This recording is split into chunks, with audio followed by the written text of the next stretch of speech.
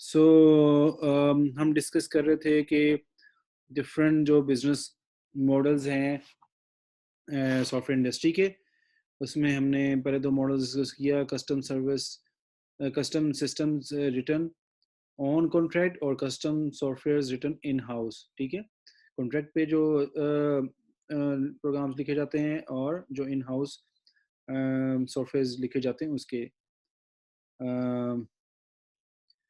अब हम डिस्कस करते हैं about other three categories which are commercial software. Commercial software जो है, the company makes profit by developing and selling software to other organizations, जैसे Oracle है, SAP है, ठीक है, वो commercial softwares बनाते हैं। फिर आपके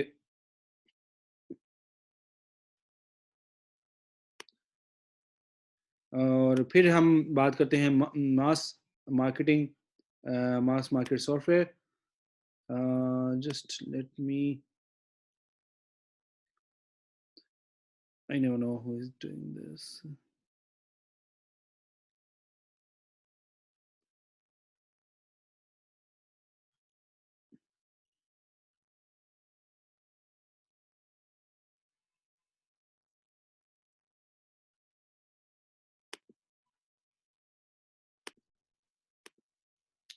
So mass market software, basically company makes profit by developing and selling software to consumers. जैसे कि माइक्रोसॉफ्ट है, एडोबे है। उसके बाद commercial and mass market firmware है, जैसे कंपनी जो है, जिसमें कंपनी जो है makes profit by selling software in embedded hardware and systems, जैसे कि डिजिटल कैमराज हैं, ऑटोमोबाइल है, बैंकिंग सिस्टम है, सॉरी ऑटोमोबाइल ब्रेकिंग सिस्टम है, एयरप्लेन इंजन है। सो ये 5 कैटेगरीज थी सॉफ्टवेयर की, और उसके मुताबिक उनके जो है बिजनेस मॉडल्स हैं वो डिफरेंट हैं। सो नेक्स्ट हम डिस्कस करते हैं जेनेरिक सिचुएशनल फैक्टर्स। हर बिजनेस मॉडल में कोई सेट ऑफ एट्रीब्यूट्स होते हैं, फैक्टर्स होते हैं जो कि उससे रिलेटेड स्पेसिफिक होते हैं। सो यहाँ पे बेसिकली सिचुएशनल फैक्टर्स को डिस्कस किया गया है जो कि इन्फ्लुएंस करते हैं choice of software engineering practice को इन जनरल। सो मतलब सिचुएशन जो वेरी होने वाले फैक्टर्स हैं, ये वो वाले फैक्टर्स हैं। अगर आपका बिजनेस मॉडल या कुछ और है, तो उसके मुताबिक आपकी ये सिचुएशन फैक्टर्स जो हैं वो डिफरेंट हो जाएंगे, और आपकी चॉइस जो है वो ऑफ द फैक्टर्स या एट्रीब्यूट्स वो भी प्रैक्टिस जो है वो आपकी चेंज हो जाएगी। इसमें सबसे पहली जो है वो क्रिटिकलिटी। ठीक है, क्रिटिकलिटी जो है the potential to cause harm to the user और prejudice the interest of the purchaser varies depending on the type of the product. तो कोई सॉफ्टवेयर या प्रोडक्ट कितना हार्म कर सकता है यूजर को, या वो किसी एक परचेजर की काम को या उसके इंटरेस्ट को कितना प्रेजुडाइज यानी कितना मुतासब हो सकता है कोई सॉफ्टवेयर उसके बारे में, ये डिपेंड करता है कि आपकी प्रोडक्ट किस किस्म की है। कुछ some software may kill a person if it is shut down, जैसे कि एरोप्लेन में यूज़ होने वाले सॉफ्टवेयर हैं। उसके अलावा ऑटोमेटिक कार्स आ गई हैं, सेल्फ ड्राइविंग कार्स आ गई हैं, उनमें यूज़ होने वाले सॉफ्टवेयर। उसके अलावा आपके पास मेडिकल में यूज़ होने वाले सॉफ्टवेयर, ये सारे वो सॉफ्टवेयर हैं जो आपको किल भी कर सकते हैं अगर ये शट डाउन हो जाए। और दूसरे कुछ सॉफ्टवेयर ऐसे भी हो सकते हैं जो कि मनी लॉसेस के में भी मतलब आप करवा सकते हैं, मनी लॉस भी आप करवा सकते हैं, और कुछ आपका टाइम भी वेस्ट कर सकते हैं। मनी लॉस के केस में मुझे अब कोई पर्टिकुलर एग्जांपल तो याद नहीं आ रही, लेकिन वेस्ट ऑफ टाइम में तो आपके पास बहुत सारे सॉफ्टवेयर ऐसे हैं। आपके बहुत सारे लोग सोचते हैं कि शायद इस गेम्स प्ले करना या ये सोशल मीडिया की डिफरेंट ऐप्स हैं, वीडियो कॉल वीडियो जो जैसा टिकटॉक है, तो इनको भी वेस्ट ऑफ टाइम लोग समझते हैं. सो इस तरह मनी लॉस के लिए आपके कोई बिजनेस बेस्ड सॉफ्टवेयर होगा जिसमें आप मनी लॉस कर सकते हैं कि आपने कोई प्राइस. हाँ, चाइना में एक ऐसा हुआ था बेसिकली, शायद आप लोगों ने में से किसी ने वीडियो देखी हो कि वहाँ पे चाइना में एक कंज्यूमर लॉ है कि जो आप प्राइस डिस्प्ले पे लगाते हैं आपको वो उसी प्राइस पे सेल करनी पड़ती है वो प्रोडक्ट. तो एक एम्प्लॉय ने किसी मॉल में जो गाड़ी की प्राइस है उसमें ज़ीरो डालना भूल गया, तो उसमें उसने सिर्फ मैं 120 या 112 इस तरह एक फिगर बस डाली without zeros. So later on उसको रियलाइज हुआ कि ये दिस इज रॉन्ग. बट उस वक्त तक एक कस्टमर आ गया और उसने कहा जी मुझे ठीक है, आप मैं आपको 12 युआन या डॉलर जो भी था उसकी करेंसी वो देता हूँ, आप मुझे दें क्योंकि आपने डिस्प्ले पे वो लगाई हुई है. So that was an issue in that aspect. तो आपको अगर इसको लीगली परसू किया जाए तो उस लिहाज से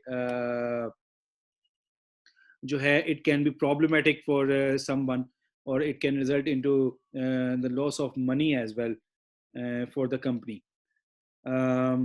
फिर आता है uncertainty of users want and needs. ठीक है, आपके यूज़र की वांट्स उसकी ख्वाहिशात और उनकी रिक्वायरमेंट जो हैं उसके बारे में अनसर्टेनिटी हो. The requirements for software that implements a familiar process in an organization are better known than the requirements for a consumer product that is so new that the end user do not even know what they want. So यहाँ पे बहुत simple सा scenario है कि एक end user जिसको कोई ऐसी प्रोडक्ट मिल रही है कि जो नई है मार्केट में.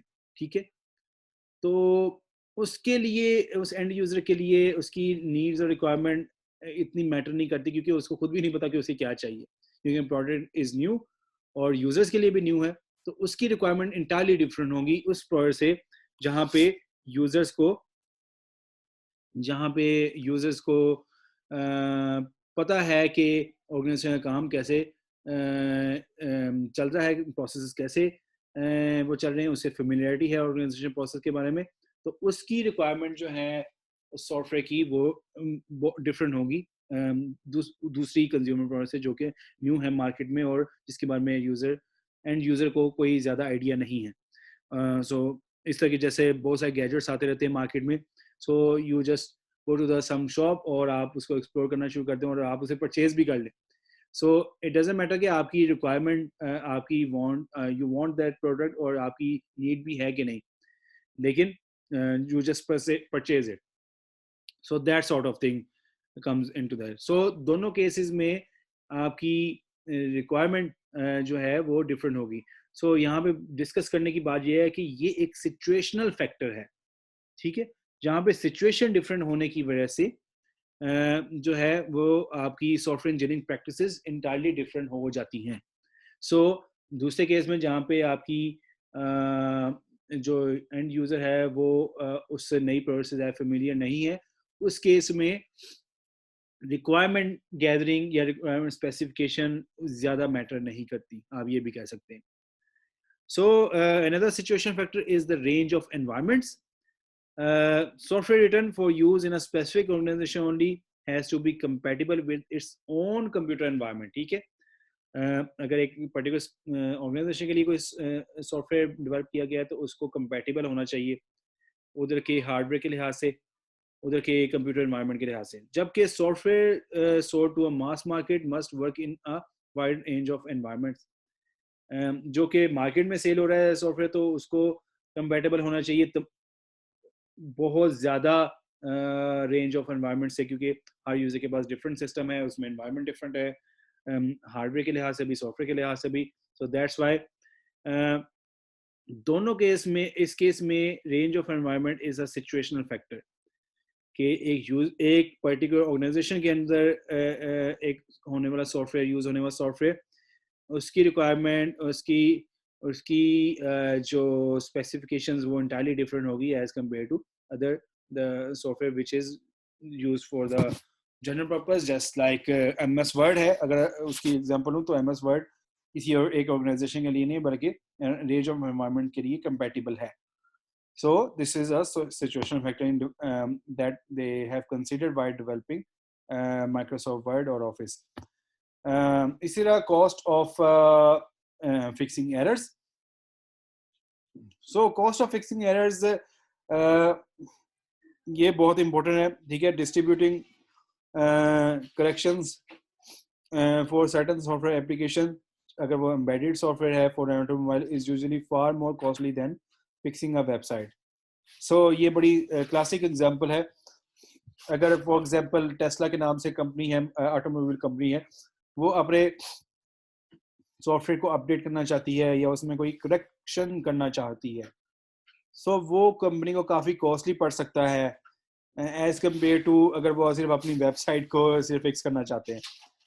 तो again this is a situational factor कि आपकी कॉस्ट एरर्स को फिक्स करने की कॉस्ट जो है डिपेंड करती है कि what situation you are in, आप किस प्रोडक्ट को जो फिक्स करना चाहिए, किस प्रोडक्ट में जो एरर्स है उसको फिक्स करना जा रहे हैं. Then regulations. Regulatory bodies or contractual clauses may require the use of software practices other than those that would normally be adopted. So regulatory bodies different हो सकती हैं, जैसा अमेरिका में ड्रग एडमिनिस्ट्रेशन अथॉरिटी है, और भी अगर आपने कोई हेल्थ से रिलेटेड सॉफ्टवेयर बनाया तो आपको उन रेगुलेटरी बॉडीज और उनकी कॉन्ट्रैक्चुअल क्लॉजेस को फॉलो करना पड़ता है, और उसके मुताबिक आपकी सॉफ्टवेयर प्रैक्टिसेस भी चेंज हो जाती हैं. Certain situations require process audits.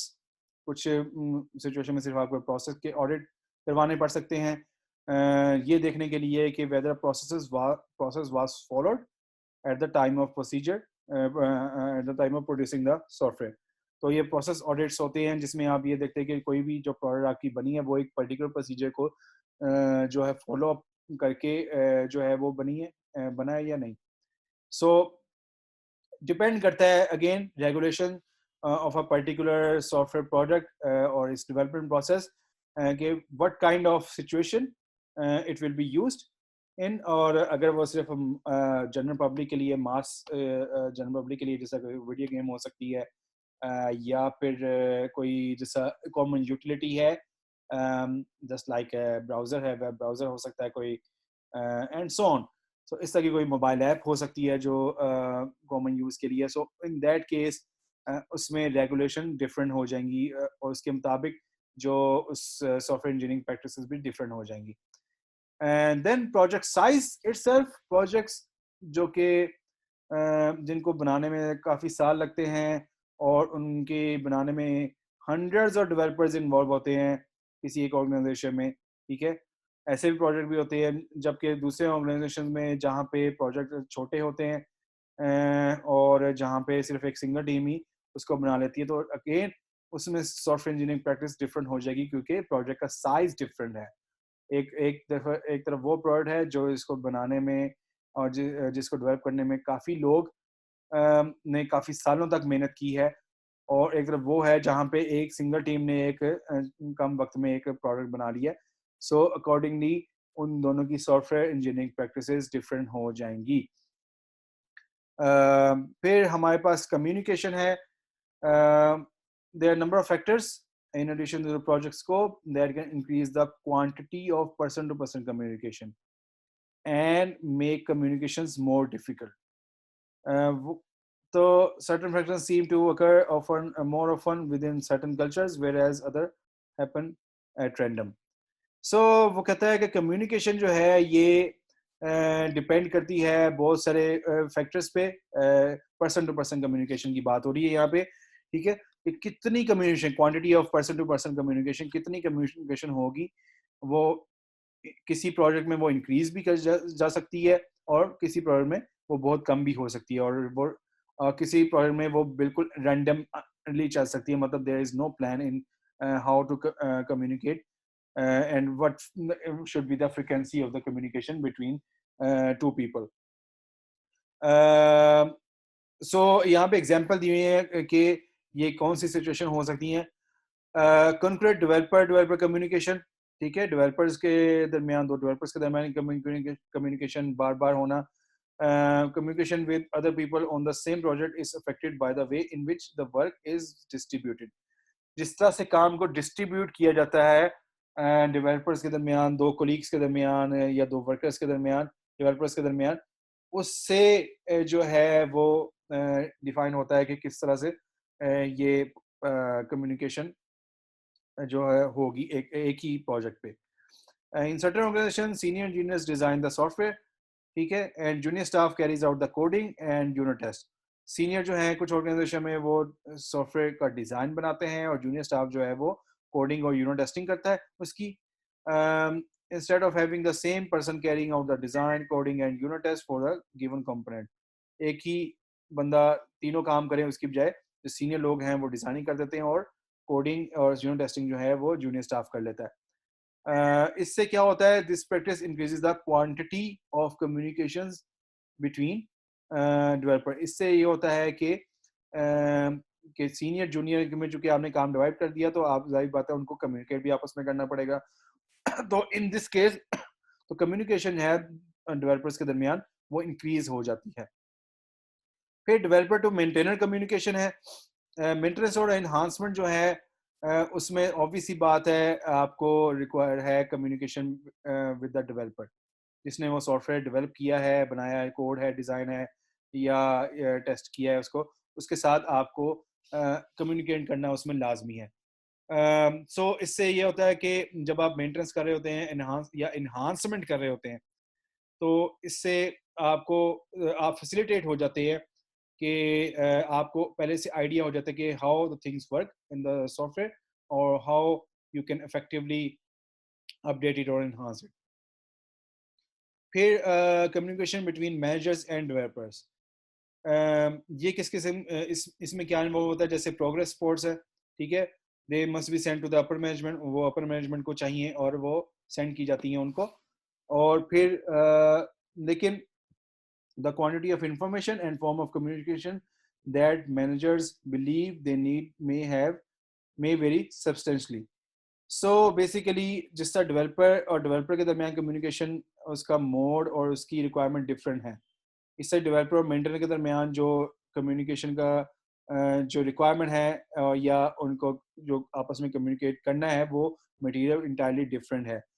लेकिन जो मैनेजर्स हैं उनको इससे कंसर्न नहीं है कि what is the design of the product और व्हाट इज द कोडिंग और टेस्टिंग और how testing is been done. So they are more concerned about other kind of information related to the project. So the quantity of information और उसका जो form of communication जो है वो entirely different हो जाती है when you are communicating with the manager as a developer.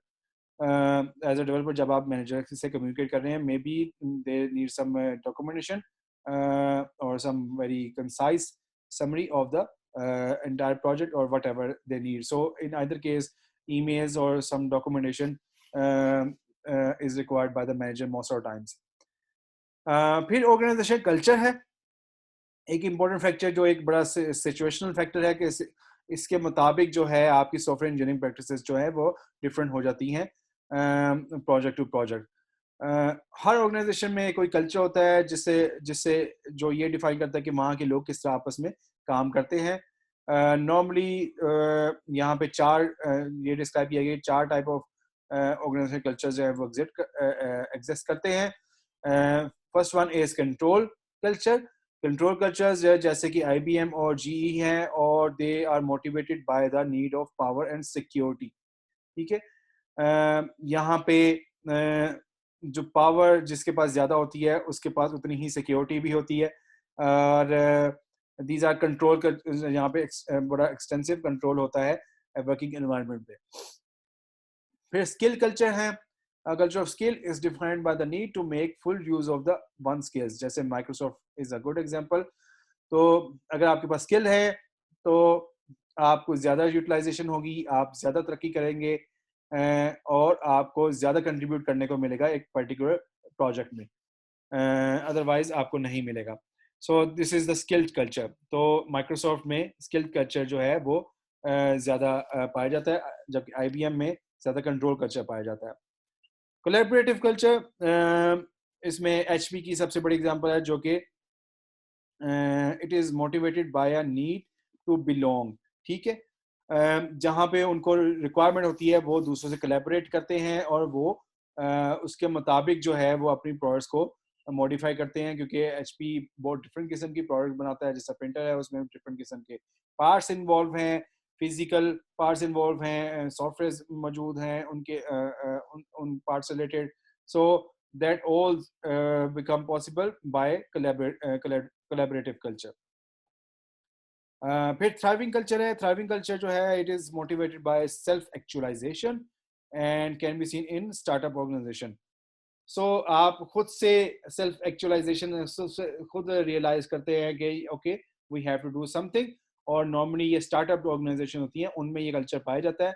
और उसमें आप इंडिविजुअल्स आर हाईली मोटिवेटेड, और वो हर कोई अपने अपनी स्किल्स को रिप्रेजेंट कर रहा होता है, रियलाइज कर रहा होता है कि what skills they have or how they can promote their product, or how they can translate their skills or whatever uh, word into some money making opportunity.